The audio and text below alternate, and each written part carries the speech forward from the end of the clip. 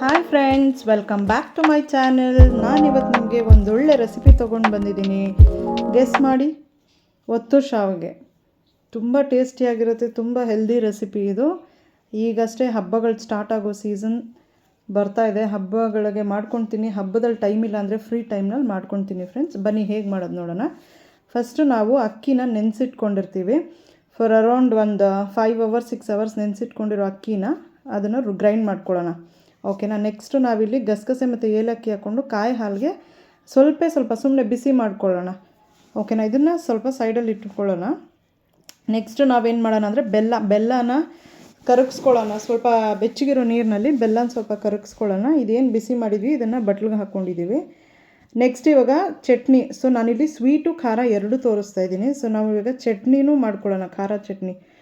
ನಾನಿಲ್ಲಿ ಒಣಮೆಣ್ಸಿನ್ಕಾಯಿ ಒಂದು 5-6 ಎಣ್ಣೆನೆಲ್ಲ ಹಾಗೆ ಫ್ರೈ ಮಾಡ್ಕೊಳ್ತಾ ಇದ್ದೀನಿ.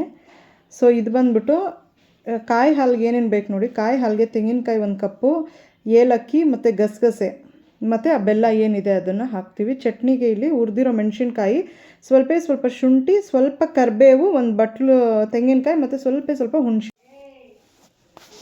ಈಗ ಇದನ್ನು ನಾವು ಏನು ಅಕ್ಕಿ ನೆನೆಸಿಟ್ಕೊಂಡಿದ್ವಿ ಅದನ್ನು ಗ್ರೈಂಡ್ ಮಾಡಿಬಿಟ್ಟು ಇದನ್ನು ಸೈಡಲ್ಲಿ ಇಟ್ಕೊಂಡಿದ್ದೀವಿ. ನೋಡಿ, ಈ ಥರ ಕನ್ಸಿಸ್ಟೆನ್ಸಿ ತೋರಿಸ್ತೀನಿ. ಇದು ನಾವು ದೋಸೆಗೆ ಹೆಂಗೆ ರುಬ್ಕೊತೀವಿ ಆ ಥರ ತೆಳ್ಳಗೆ ರುಬ್ಕೊಳ್ಳೋಣ. ನೋಡಿ ಎಷ್ಟು ಚೆನ್ನಾಗಿ ತೆಳ್ಳಗಿದೆ.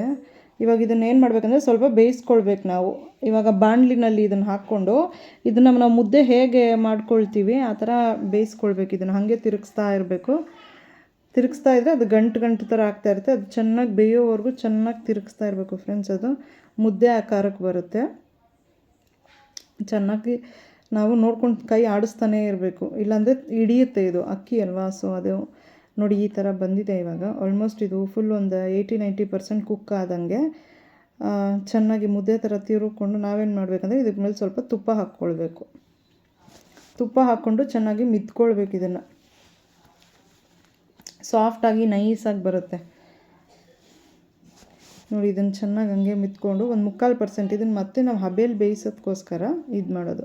ಸೊ ನಾವಿಲ್ಲಿ ಸೈಡಲ್ಲಿ ಕಾಯಿ ಹಾಲಿಗೆ ರುಬ್ಕೊಳ್ಳೋಣ. ತೆಂಗಿನಕಾಯಿ, ಗಸಗಸೆ ಮತ್ತು ಏಲಕ್ಕಿ ನಾನೇನು ಹೇಳಿದ್ದೆ ಅದಷ್ಟು ಇದಕ್ಕೆ ಸ್ವಲ್ಪ ನೀರು ಹಾಕ್ಕೊಂಡು ರುಬ್ಕೊಳ್ಳೋಣ. ರುಬ್ಕೊಂಡು ಏನು ಮಾಡೋಣ, ಆ ಬೆಲ್ಲದ ನೀರು ನಾವೇನು ಇದು ಮಾಡಿಟ್ಟಿದ್ವಿ ಅದನ್ನು ನೆನೆಸೋಕ್ಕೆ ಕರಗಕ್ಕೆ, ಅದನ್ನು ಇದರಲ್ಲಿ ಮಿಕ್ಸ್ ಮಾಡ್ಕೊಳ್ಳೋಣ. ಇವಾಗ ನಮ್ಮದು ಕಾಯಿ ಹಾಲು ಇಲ್ಲಿ ಒತ್ತು ಶಾವಿಗೆಗೆ ರೆಡಿಯಾಗಿದೆ. ತುಂಬ ಟೇಸ್ಟಿಯಾಗಿರುತ್ತೆ ಫ್ರೆಂಡ್ಸ್. ಮಕ್ಕಳಿಗೂ ತುಂಬ ಇಷ್ಟ ಆಗುತ್ತೆ ನೋಡಿ. ತುಂಬ ಟೇಸ್ಟಿಯಾಗಿರುತ್ತೆ. ಮಕ್ಕಳು ಹಾಗೆ ಕುಡಿಬೋದು. ಗಸಗಸೆ ಹಾಲು ತುಂಬ ಒಳ್ಳೆಯದು.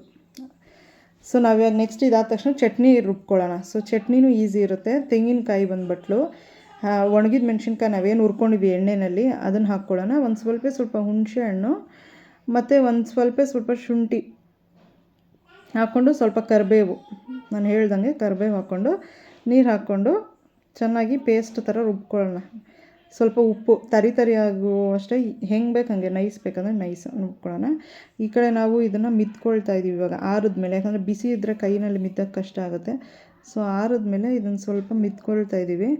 ಮಿತ್ಕೊಂಡು ಇದನ್ನು ಚೆನ್ನಾಗಿ ನೈಸಿಗೆ ಬರಬೇಕಿದು ಉಂಡೆ. ಚೆನ್ನಾಗಿ ನೈಸಿಗೆ ಬರೋವರೆಗೂ ಚೆನ್ನಾಗಿ ಮಿತ್ಕೊಂಡು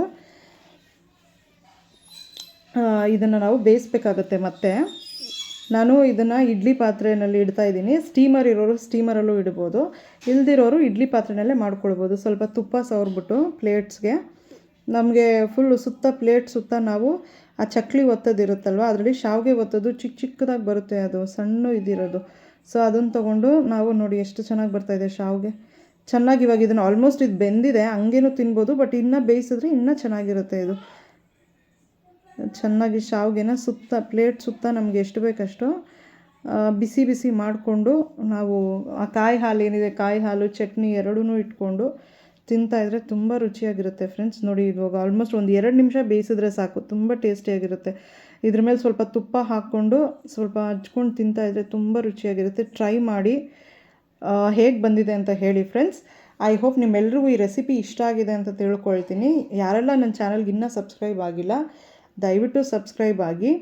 ನಾನು ಮಾಡೋ ರೆಸಿಪೀಸ್ನೆಲ್ಲ ಟ್ರೈ ಮಾಡಿ ಹೇಗೆ ಬರ್ತಿದೆ ಅಂತ ಹೇಳಿ ಫ್ರೆಂಡ್ಸ್. ಇದೇ ರೀತಿ ಸಪೋರ್ಟ್ ಮಾಡ್ತಾಯಿರಿ.